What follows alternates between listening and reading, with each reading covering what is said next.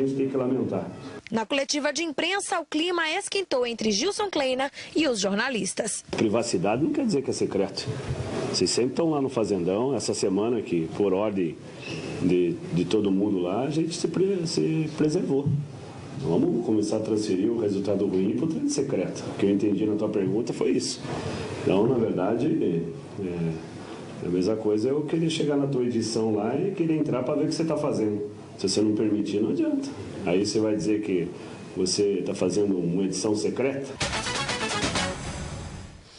Quando a fase não está boa, tudo gira em torno de polêmica, tudo vira tumulto. Até o Gilson Kleina se excedeu um pouco na entrevista coletiva, o que não é normal acontecer, porque ele geralmente é muito calmo, muito tranquilo e educado, inclusive. Essa questão de treinamento fechado, que foi abordado, que foi o que ele se chateou, é de cada um. Eu acho que ele tem o direito de fazer os treinamentos fechados. Você vai me perguntar, você concorda? Você acha que vai resolver alguma coisa? Não, mas foi o que ele disse. A intenção dele é ter um pouco mais de privacidade com o seu grupo.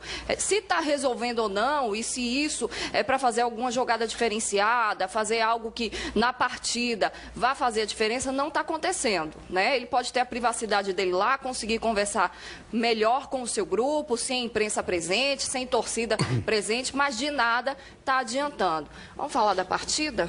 Não, primeiro quero dizer que a edição daqui é lugar particular, aqui é fechado, o Bahia é público, o Bahia é do torcedor. E o torcedor tem direito de saber o que está acontecendo lá. E a imprensa está lá para isso, para levar o trabalho para o torcedor saber quem é que vai jogar, quem é que não vai jogar, quem treinou bem, quem não treinou bem. Então, a gente está acostumado a isso. Agora, se fecha treinamento no Bahia quase todos os dias.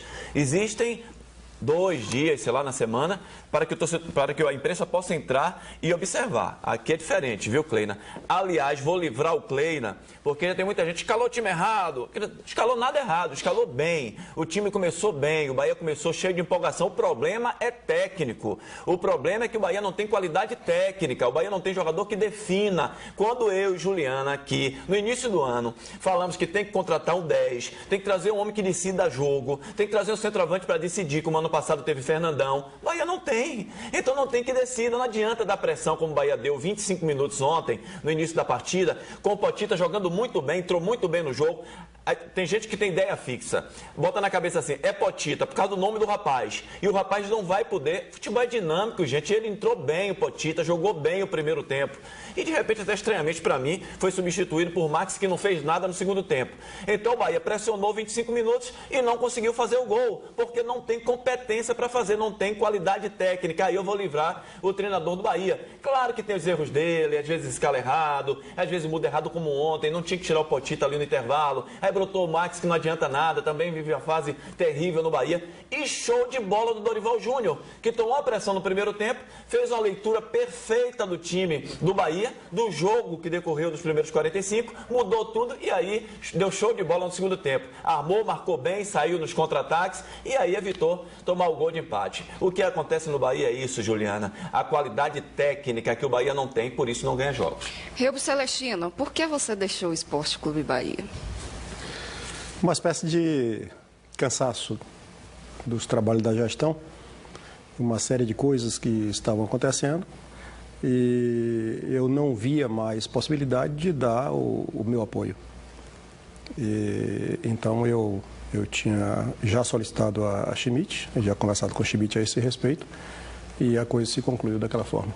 Você tinha problema de relacionamento com o vice-presidente Valton Pessoa? Isso foi noticiado na imprensa por algumas vezes, inclusive que você tinha dificuldade de trabalhar por interferências no seu departamento. A relação tanto com Valton quanto com Sidônio, na verdade é o seguinte, eles fizeram um grupo à parte de 2 para tocar o futebol. É claro que eu entendo, todo mundo entende, de que o futebol é o âmago. E eles eram os responsáveis pelo departamento de futebol? Eles eram responsáveis. Existia, logo que a gente entrou, um diretor de futebol, que era o Anderson Barros, na minha opinião, muito bom, por sinal. E o Anderson, ele tinha uma personalidade muito forte. Então, o Anderson, em determinado momento, ele mais ou menos bloqueava as ações, porque é verdade, tanto o Valton quanto o Sidônio são muito competentes nas áreas que trabalham. nas áreas profissionais que trabalham. Mas o futebol é diferente. O futebol é diferente, o futebol precisa, mais do que conhecimento, precisa também de muita experiência. Eu não teria a mínima condição de chegar nem perto de um departamento de futebol por conta disso. Essa é uma área muito específica, muito difícil, complicada e cheia de casca de banana. Mas eles seguraram essa coisa e tiveram uma certa dificuldade no final do ano. Até o final do ano passado, por conta da presença forte de Anderson Barros, e o Anderson era muito colado com o treinador, Cristóvão Borges. A torcida, por outro lado, estava pressionando bastante, porque queria reforços, havia uma ameaça do Bahia cair, e graças a Cristóvão Borges, o Bahia não caiu ano passado, mas havia uma pressão muito grande e não se conseguia ninguém naquele período porque as janelas estavam fechadas, Sim. Era muito difícil a contratação, não tinha dinheiro, enfim. E também o conhecimento específico da área. É aí que acontece, no final do ano, alguns empresários mais ou menos se aproveitam e descarregam um caminhão de jogadores lá no Bahia, que terminou sendo o que foi. Foram um total de aproximadamente 29 contratações, em que a grandíssima maioria não deu resultados. O meu relacionamento tanto com o Walton quanto o Sidônio, eu me restringi à parte financeira. Fiz um orçamento, apresentei o orçamento ao Conselho, no dia 19 de dezembro do ano passado, e aí eu exigi o cumprimento desse orçamento, porque se o time queria ir para frente em termos de administração, em termos de gestão, o orçamento teria que ser cumprido. E essa coisa não foi feita imposta por mim de cima para baixo. O que mais ou menos eu impus foi a gestão orçamentária. Eu não impus valores, eu apresentei valores que seriam compatíveis com a realidade do clube. E, infelizmente, foram arrebentados por uma circunstância ou outra, por um comportamento ou outro, na área de futebol, que chegou a mais de 200% de arrebentamento do orçamento do clube. Por outro lado, a área de receitas do clube não conseguia realizar seus projetos, consequentemente não trazia as receitas e isso deu um desencontro muito grande um desequilíbrio muito grande em termos orçamentários. As relações pessoais entre Walton e Reubi, Walton, Sidônio, Reubi, Sidônio, nunca foram agressivas. Jamais nós tivemos discussões, mas nunca com asperezas ou com grosserias. Tanto não é meu feitio, nem o feitio deles dois. Agora, a gente não se encontrava direito nas ideias em relação às coisas. Até porque a ideia de não gastar em futebol fica complicado para o lado de lá. Sim. E do lado de cá, para gastar muito em futebol, fica complicado do lado de cá. Então, até por conta das funções específicas, essa coisa não funcionava direito. No frigir dos ovos, para responder objetivamente a você, eu dei toda uma explicação ampla, mas eu diria sim, houve problemas de relacionamento em termos de gestão, mas não em termos pessoais, pelo menos da minha parte. Ô, Reubi, é claro que o futebol é resultado, né? Quando você ganha, tá tudo bonito. Dizem que a bola na rede é a solução para tudo no futebol. Às vezes você está com débito, o clube está devendo ao jogador de futebol 3, 4 meses, ninguém sabe de nada quando a bola entra. Quando a bola não entra, os problemas começam a acontecer e vem à tona. E hoje a gente ouve muitas coisas lá dentro do Bahia. O Bahia está fatiado, Reubi. Dizem que tem vários grupos lá dentro do Bahia, né, com poder, né, de mandar, de dizer isso aqui não, isso aqui sim. Tá assim, Reubi? Eu acho que está. Eu acho que está pelo que vinha acontecendo, de certo modo. O presidente não participa desse tipo de coisa. O presidente tem uma participação muito elegante, como sempre. Ele é um homem elegante, é um homem muito sério, e ele não participa dessa divisão de política, por exemplo. Se você perguntar a ele quem é o candidato dele, quem ele vai indicar, ele não vai lhe dizer nunca, porque ele respeita todo o procedimento, digamos, a liturgia do cargo dele e dos procedimentos institucionais. Mas claro que há, sim, há grupos querendo mandar no Bahia, querendo de qualquer forma e a todo custo, querendo mandar no Bahia, inclusive tomando atitudes que eu diria insensatas, muitas vezes, ou muito fortes, traindo até determinadas confianças. e contribuiu para o meu desgosto lá dentro também esse tipo de comportamento que existia. Helbi, você que estava lá dentro e sabe o funcionamento, a gente tem uma certa dificuldade de entender como funciona a atual gestão do Esporte Clube Bahia. Ontem um torcedor até me fez esse pedido para esclarecer quem é que está lá dentro e a função de cada um, para que eles saibam, inclusive para essa votação de dezembro. Qual a pirâmide da diretoria? O Bahia tem 2 diretores que são eleitos, um é o diretor-presidente e o outro é o diretor vice-presidente, no caso o Schmidt e o Walton Pessoa, que foram eleitos naquele pleito democrático que aconteceu. E existem 3 diretores, então a diretoria executiva são 5 pessoas, o presidente e o vice-presidente, o diretor de assuntos patrimoniais, que é o Antônio Miranda, uma pessoa fora de série, um homem extremamente sensato, elegante em princípios, honesto a toda prova, enfim, e muito responsável com as coisas do Bahia, compromissado com elas.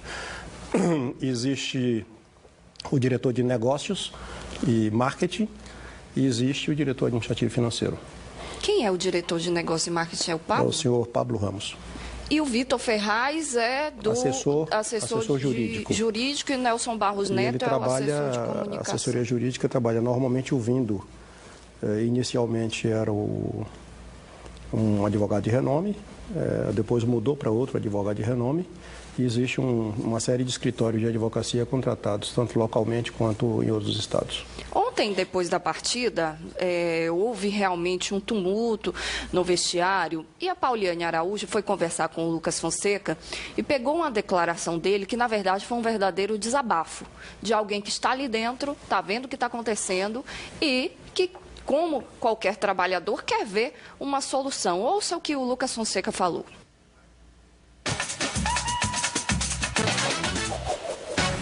Eu acho que a situação do campeonato da gente resume muito o ano do Bahia. Eu acho que a gente também é difícil transferir assim, mas eu acho que o que tem atrapalhado a gente ao longo do ano foi, para mim, na minha opinião, muita troca de comando. Isso influencia muito.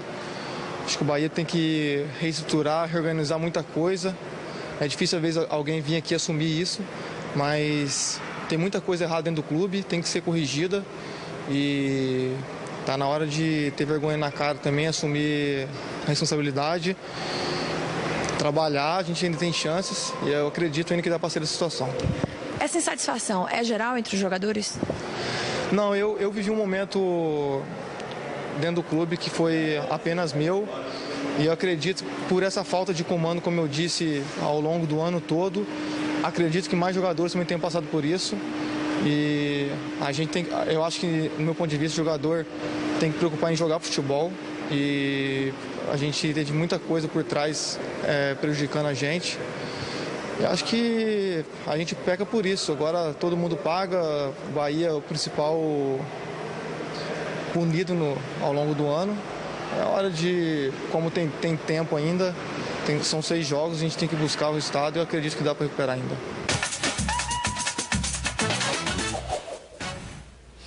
Tá aí um desabafo sincero, honesto do Lucas Fonseca, falando que ele tá sentindo e tá certo, sabe? Chega, Helbi, de ficar jogando por baixo do tapete toda a sujeira que está acontecendo dentro do clube. O clube está fatiado, é um querendo mandar mais que o outro. O presidente é uma pessoa que eu respeito imensamente, até pela idade dele. Até tem que ter um cuidado com o Fernando Schmidt, né? Mas, infelizmente, ele não conseguiu tomar as rédeas do clube. E lá dentro está uma baderna, está uma bagunça. E o reflexo disso aí é a tabela de classificação.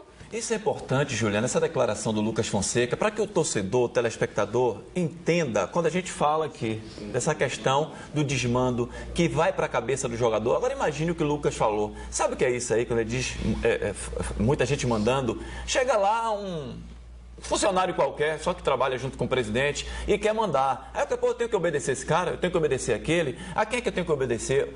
Por que tá assim? Pô, gente, o jogador de futebol às vezes quer conversar com um cara de confiança para levar para a diretoria e não tem esse cara de confiança, porque quem está lá ele não confia. Ele não sabe se ele pode confiar nesse cara. Então, gente, é para você ver um jogador de futebol, Lucas Fonseca, um jogador inteligente, um jogador experiente, você sentir nas palavras do Lucas Fonseca como é que está o Bahia. Eu já queria aproveitar, Juliano, já que está aqui com o Reubi, e perguntar uma coisa a ele, que vem me tocando isso, que eu soube, de que, até já falei aqui, de que Reubi também era perseguido em algumas vezes, porque o Reubi queria o bem do Bahia, e ele sabia o que era certo e o que era errado para o Bahia, e o que ia complicar o Bahia. Alguns contratos, Reubi, de que, por exemplo, o Bahia... Vou dar aqui um exemplo do Helder. Helder viajou, foi jogar no Curitiba, e que se o Curitiba não pagasse... O Bahia que tinha que pagar o Helder, alguma coisa mais ou menos assim, e que você aí batia, não, isso aqui não pode ser, vai prejudicar o Bahia. E aí as pessoas lhe perseguiam. E outra, porque enquanto você estava no Bahia, o Bahia não atrasava 2, 3 meses aos seus jogadores? Bom, primeiro eu vou aproveitar e dirimir uma outra dúvida que tem sido colocada. Eu ia lhe perguntar sobre Transcons. Tem sido colocado. Não, não é isso, não. Ainda não? Vou lhe perguntar. Tem sido colocado na praça buscando um bode expiatório, que seria, no caso, eu. O Bahia tem uma quantidade de dinheiro bastante limitada, por uma série de circunstâncias. Quais são as circunstâncias? O passado dele fez com que ele só conseguisse essa determinada quantidade de dinheiro. Se ele tivesse feito uma história melhor, ele teria conseguido mais dinheiro. Número 1. Número 2, ele tem um contrato com a Arena Fonte Nova que, no meu modo de ver, aprisiona o time. E eu não falo nem somente em caso financeiro. Eu nunca arguí o contrato financeiro, se bem que eu acho que ele poderia ser 30% ou 40% maior do que ele é. Eu acho que o contrato aprisiona o Bahia em outras coisas. Além do mais, as relações com patrocinadores, com fornecedores, com essas coisas, vinham, quando nós entramos, tinha a OAS. Depois a OAS saiu e não foi substituído. Ficou sem patrocínio o clube, né? E o clube ficou sem patrocínio. Consequentemente, houve uma quebra substancial de receitas possíveis ou prováveis, estabelecidas em orçamento, para que o time sobrevivesse. A quantidade de dinheiro, então, disponível para o Bahia gastar é pequena relativamente ao grande clube que ele pretende ser dentro de uma competição. O Bahia é um grande clube na sua alma. Ele transcende gerações, ele transcende pessoas, ele transcende ideias individuais e coisas que tais. Algumas pessoas que estão lá não entendem disso e querem fazer de si um Esporte Clube Bahia, o que não pode ser verdade. Bom, com a ausência, então, de recursos financeiros suficiente para pagar o cotidiano do clube, é aí o grave problema do Bahia. E esse cotidiano tendo sido inflado com um monte de jogador que chegou, não necessariamente para jogar, ficava uma dificuldade muito grande para o diretor financeiro dizer como é que eu vou pagar uma conta tão grande se eu não tenho tanto dinheiro. A responsabilidade por receitas não era do financeiro, a responsabilidade por despesas, eu não era ordenador de despesas, eu recebia as despesas das outras diretorias. Então havia uma incongruência em relação a isso. Mas dá para se administrar na dificuldade ou na coisa ruim. Então o que eu fazia? E que era uma prática lá dentro. Nós decidíamos, basicamente a partir do futebol, quem ia receber salário. O jogador que estava inativo e que continuaria inativo, não receberia. Isso é justo? Não, não é justo. Afinal de contas, ele é um contratado pelo clube. Mas tinha que ser assim porque a existência prática do dinheiro era aquela única quantidade disponível. E só dava para pagar uma determinada quantidade de jogadores. Mas antes que você continue, você vai me permitir. Mas tem um detalhe. Isso aí é incompetência. Por que eu não tenho incompetência num time que tem 6 milhões de torcedores de colocar uma publicidade master para ajudar o financeiro? Realmente é lamentável.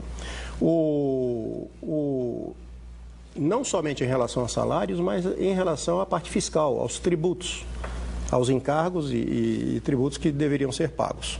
E aí tem um caso de Ítalo Melo, que disseram que o Ítalo Melo entrou com aquela ação para pedir a saída do Bahia por conta do não pagamento do FGTS, consequentemente a culpa era minha. Não. A prática no Bahia era, e eu creio que ainda continua sendo, a seguinte: a quem e de quem ou para quem vai se pagar, porque não tem tanto dinheiro. Eu recebia constantemente, desde a época do Anderson Barros, uma relação de 6 ou 7 jogadores da base que nós deveríamos pagar. Isso. Madison, Nadson, enfim, depois Feijão, Talisca, não sei. Esses jogadores eu deveria manter rigorosamente em dia. Era uma solicitação deles e normalmente a gente tinha uma reunião ou outra para discutir e verificar. Tiravam um, botava outro, enfim, naqueles que eram perigosos. Apareceu o caso de Ítalo Melo, de repente já publicado numa publicação de caráter jurídico. É aí que o jurídico também toma conhecimento, porque não vinha acompanhando, toma conhecimento disso, vai à minha sala, o gerente jurídico, e pede para que eu atualize o pagamento dele, verificasse o que está acontecendo e atualizasse o caso de Ítalo Melo, que nunca tinha sido solicitado a ser posto rigorosamente em dia. Os outros, sim. Então, eu fiz os pagamentos, mas não deu tempo, acho, jurídico, porque teve esse imbróglio todo que aconteceu. Então, essa era uma prática que o Ítalo Melo não estava naquela relaçãozinha que se dava. Por exemplo, você acabou de falar de que Potita jogou. Eu gosto muito pessoalmente de Potita. Potita é um cara muito simpático, muito decente, é uma figura decente. Ele é chamado de abençoado entre os jogadores. Ele é evangélico, tem um comportamento exemplar lá dentro e eu gostava particularmente dele. Mas havia uma determinação de que o salário dele deveria ser não pago. Porque não estava sendo relacionado. Porque não estava relacionado. Até o momento em que os jogadores se uniram e pediram que o salário dele fosse pago e por esse tipo de pressão boa, no bom sentido, eu fiquei muito feliz então em pagar. Nós estamos falando do Bahia, gente. Esporte Clube Bahia, bicampeão brasileiro. Um time grandioso, como disse Reubi aqui, né? Na história, né? Na história. Daqui a pouquinho a gente vai continuar falando com o Reubi, porque tem muito mais histórias para ele contar e vai destrinchar um pouco mais essa situação. E uma pergunta aqui que está sendo muito feita para Reubi Celestino no nosso Twitter. Será que ele vai se candidatar à presidência do Esporte Clube Bahia? Não sei se ele se associou. Na última ele ainda não era sócio. Mas, Reubi, na última eleição para presidente, eu lembro que você veio aqui no estúdio, inclusive uma entrevista fantástica você nos deu, e a torcida perguntava, Reubi vai ser candidato? Mas você falou, não, eu não sou sócio, não posso. E agora, você se associou? Naquela época eu dizia que eu gostaria de ser presidente do Bahia, mas não poderia ser porque eu não era sócio. Eu tinha renunciado a um título de sócio que tinha sido tinha sido concedido e o título de conselheiro também. Eu sou sócio atualmente, preciso até ver se eu estou em dia, acho que não estou em dia não, preciso pagar. Porque é difícil pagar, o sócio do Bahia é muito difícil pagar, o sistema é meio complicado. É um carnê, né? É complicadinho. Enfim, mas eu vou regularizar a situação. Existe uma solicitação cada vez muito mais forte em cima de mim para que eu me candidate à presidência do Esporte Clube Bahia. Não é meu interesse, não era meu interesse. Eu cheguei a dizer a Schmidt 2 vezes, numa mesma reunião, depois eu repeti isso mais algumas vezes para ele, de que eu não seria candidato à presidência do Esporte Clube Bahia. Quando eu saí do Bahia, em setembro, eu também disse a amigos, disse à imprensa, de que não me interessava em ser presidente do Esporte Clube Bahia, nem vice-presidente e nem diretor. Eu estava chocado, isso já se passou um mês mais ou menos. Eu tenho mudado um pouco minha opinião. Eu estou analisando friamente a situação, não tenho participado a ninguém assim um pouco mais amplo, não faço parte de grupo político, não tenho, sei que tenho apoio de alguns grupos, mas não faço parte de grupo político nenhum. Eu me reúno eventualmente com algumas pessoas, 2 ou 3 pessoas, que têm uma espécie de grupo chamado MUT, Movimento da Unidade Tricolor, e que eu vim saber desse nome quando já estava no Bahia até, mas eu me relaciono com algumas pessoas lá dentro e a gente conversa muito eventualmente, na verdade muito raramente. Então, eu estou, digamos, analisando o que é que está aí. Eu manifestei o meu apoio, que permanece se Virgílio Elísio for candidato à presidência do Esporte Clube Bahia. Eu sou uma pessoa de palavra. Se Virgílio for candidato à presidência do Esporte Clube Bahia, eu mantenho o meu apoio para ele. Não aceito nem a vice-presidência dele, porque acho que a vice-presidência deve ser de uma escolha pessoal dele, para que ele possa conduzir bem e ter uma pessoa adequada para a sua substituição. Se ele me quiser como diretor, eu sou capaz de aceitar, depende de minha vida, eu não sei dizer o que vai acontecer daqui até lá. E se aceitasse, não seria diretor financeiro, seria um diretor de assuntos estratégicos do Bahia para conformar uma vida futura do Esporte Clube Bahia como clube em ascensão, para recuperar o seu prestígio nacionalmente, mas principalmente também para ir e se tornar um clube internacional, um clube sólido, um clube forte. Por outro lado, vou dar uma informação boa talvez. Se eu me candidatar à presidência do Esporte Clube Bahia, um aviso a quem queira votar em mim: eu sou presidencialista. Se eu sou o presidente, quem manda é o presidente. Parabéns, Reubi Celestino. Eu falo com muita tranquilidade com o Reubi aqui, porque fiz duras críticas a essa atual gestão do Esporte Clube Bahia. E na maioria das vezes que falei, mesmo não tendo nenhuma ligação pessoal com o Reubi, não somos amigos pessoais, não nos falamos por telefone, mas o pouco que conheci, pela sua trajetória profissional, dá para perceber que ele é um homem sério, que ele realmente trabalha sem ser influenciado e sem se deixar influenciar. Essa atual gestão do Esporte Clube Bahia foi uma grande decepção para todos os torcedores, para nós, inclusive, né? Eu não tenho também nenhuma relação nem boa nem ruim com ninguém de lá de dentro, então não é problema pessoal, é mesmo de ver o que foi feito e tudo que foi feito de forma errada. Tem gente lá dentro que são torcedores tão fanáticos que eles não conseguem trabalhar.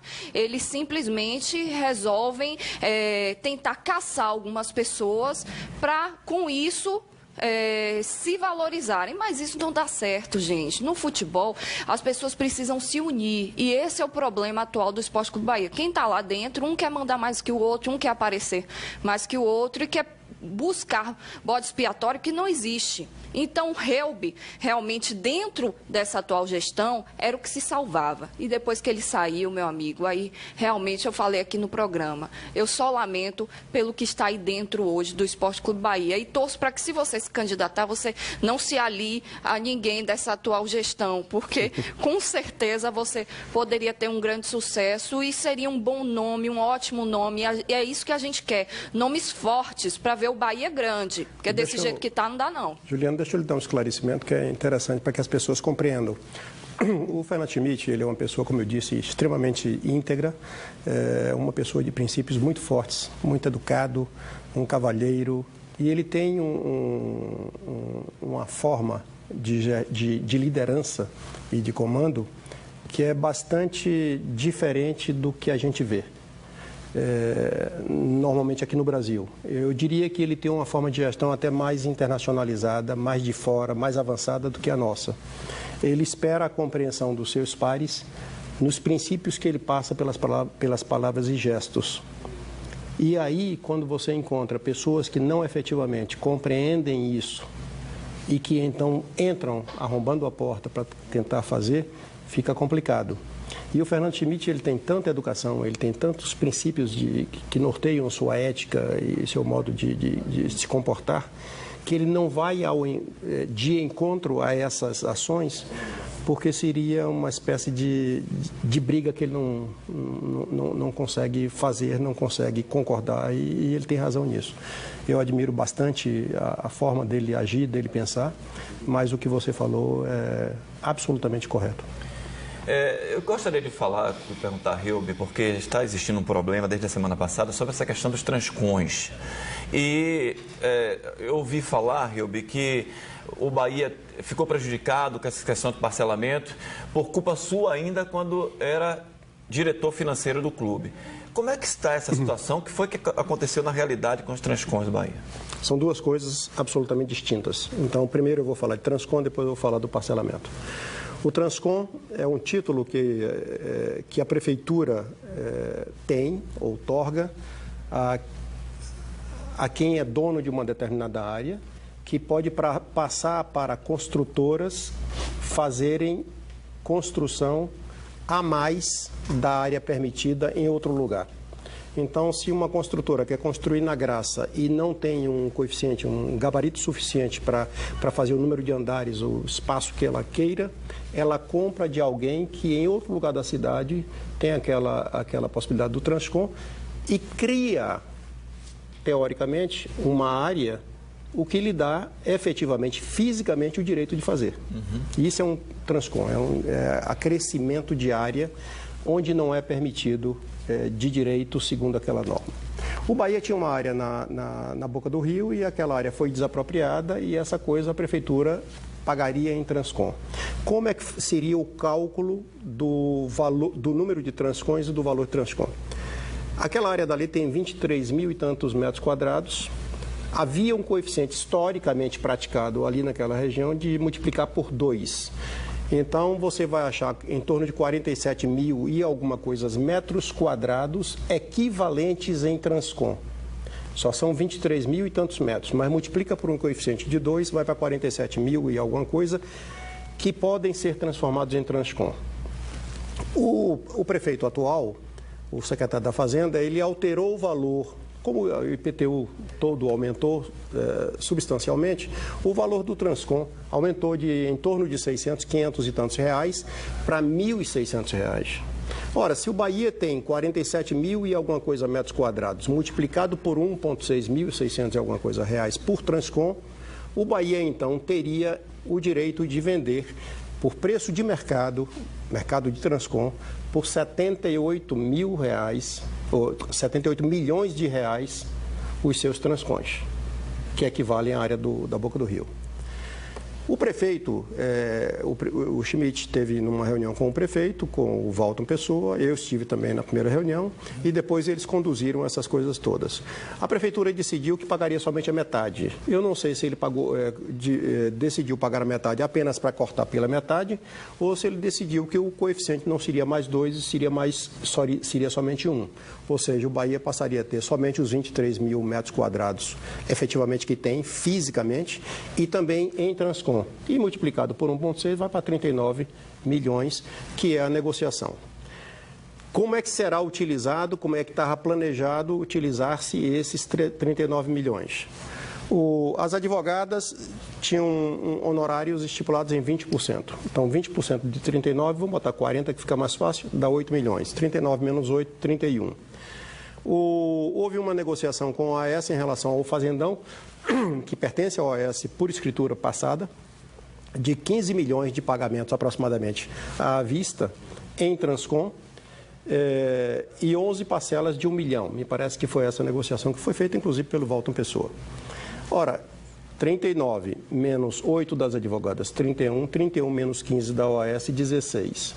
O Bahia devia tributos à prefeitura no valor de 11 milhões. 16 menos 11, o Bahia ficaria com 5 milhões. Essa é a história dos Transcons. Onde é que existe algum errinho aí nessa conta? Existe, sim. Porque a prefeitura só tem a obrigação de cobrar ao Bahia, daquela área, os Transcons daquela área, o IPTU daquela área.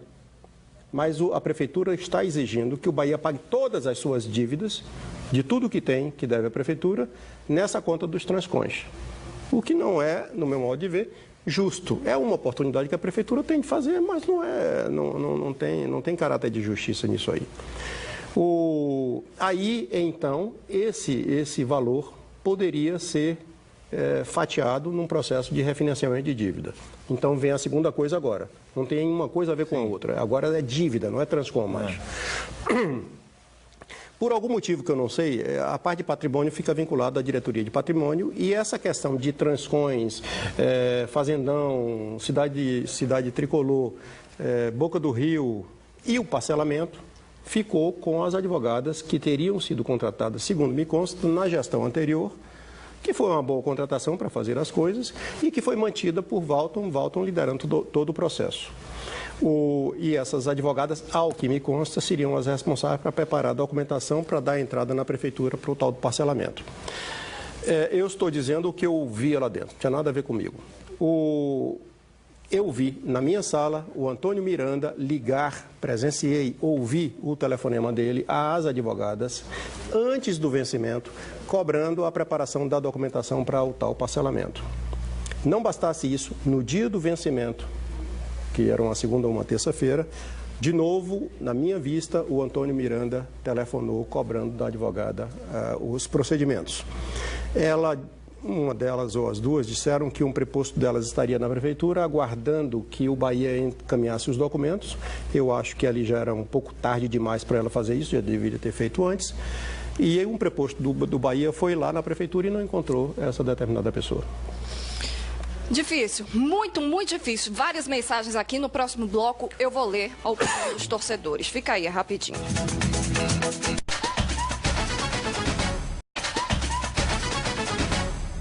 Relby, uma vez você deu uma declaração, não sei se eu vou me lembrar a palavra exata, não sei se foi assustado.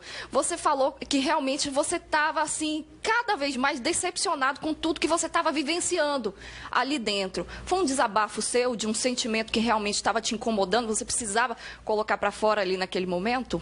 A palavra foi decepcionado. Isso mesmo, decepcionado. Eu estava decepcionado, porque a minha vida inteira eu torci apenas pelo Esporte Clube Bahia. Não me atrai assistir jogo de futebol, me atrai assistir o Bahia. E quando eu fui lá para dentro, eu fui com o intuito, eu saí de um lugar que eu estava desempenhando minha função de economista, voltado para desenvolvimento, essas coisas, e fui aceitando por conta do meu coração. A maioria das pessoas profissionais que eu conhecia e que lidava comigo no nível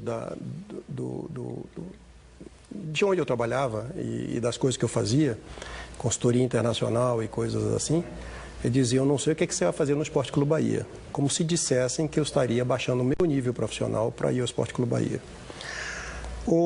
Quando eu disse essa frase que eu estava decepcionado porque quando eu fui para o Bahia, eu fui para ajudar na gestão de uma alma tricolor. Uma alma de um clube que não tem dono, que não pertence a ninguém, mas pertence a uma movimentação histórica que começou lá em 31 e eu não sei por que ela se forma e se conforma dessa forma. Em outras palavras, eu não sei porque que eu sou Bahia, eu não sei porque que alguém pode ser Bahia e torcer como o torcedor do Bahia torce, que é distinto dos outros e que carrega dentro dele alguma coisa, independentemente de jogadores, independentemente de dirigentes. Mas quando eu cheguei lá dentro, eu vi que determinadas pessoas, infelizmente, não agiam dessa forma, em todos os lados, que seria natural. Mas o ambiente como um todo do futebol, e que precisa uma reforma completa em termos brasileiros, ele é sujo, ele é um ambiente sujo. E isso foi me chateando, me irritando e determinados comportamentos de pessoas também me foram fazendo ficar decepcionado. Se eu, por acaso, voltar ao Esporte Clube Bahia, eu volto com o intuito de novo, continuar guerreando no sentido de limpar, de fazer a coisa melhor e de fazer a coisa crescer. Parabéns, Relby Celestino. Estamos aqui para te ajudar e que você volte sempre. Tá bom, muito obrigado, boa tarde a todos. Porque pessoas honestas andam com pessoas honestas. Obrigada pelo carinho, pela audiência. Amanhã, aqui ao meio-dia, nosso encontro é marcado. Tchau, tchau.